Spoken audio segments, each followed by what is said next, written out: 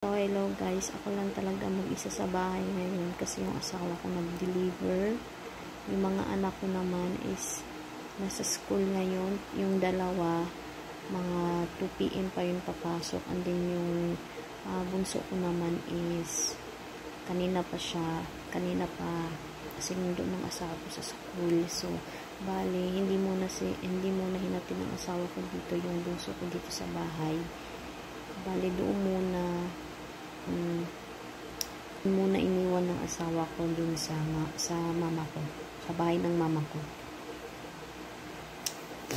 Tapos mamaya pa sila uuwi dito kasi pagkatapos mag-deliver ng asawa ko, tsaka niya susundiin yung mga anak ko para sabay-sabay na silang umuwi dito sa bahay.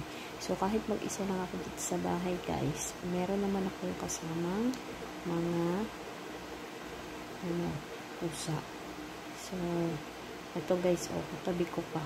Ayan, nasa gilid ko. Yan sila pag ako lang mag-isa talaga dito guys. Usually, natutulog sila sa sopa. Kasi to 3. So, minsan, yung dalawa natutulog doon.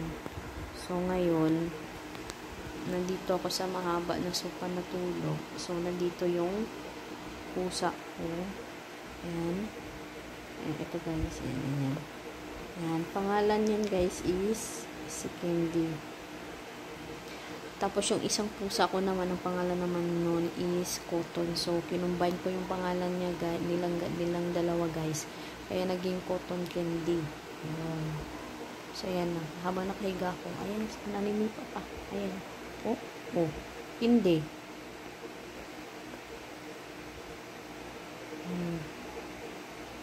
Nanipa pa. Nakaunan pa sa teddy bear ko. Yan, natutuwa na lang ako guys. Kahit ako lang mag-isa dito sa bahay. Nakikita ko silang natutulog.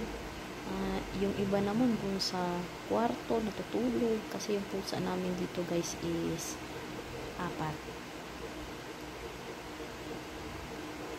Tapos, makikita mo na lang sila pag mga ganitong oras. Kanya-kanya silang tulog.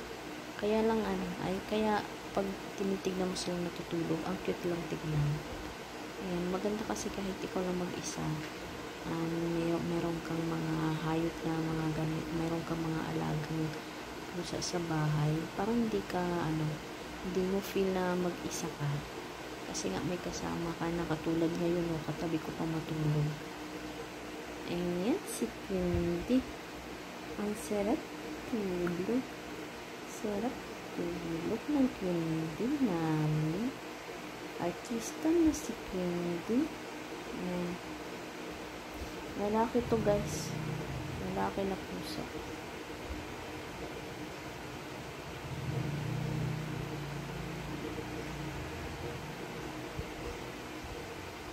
Hindi na tuloy ako halos makahiga ng maayos kasi nga pag naiipit siya, sinisipa ako. Ayan. Kuhain ko yung teddy bear ko kasi ito yung tinatandayan ko eh. Naninipa na naman po. So ayun guys, that's it for today's video and thank you for watching.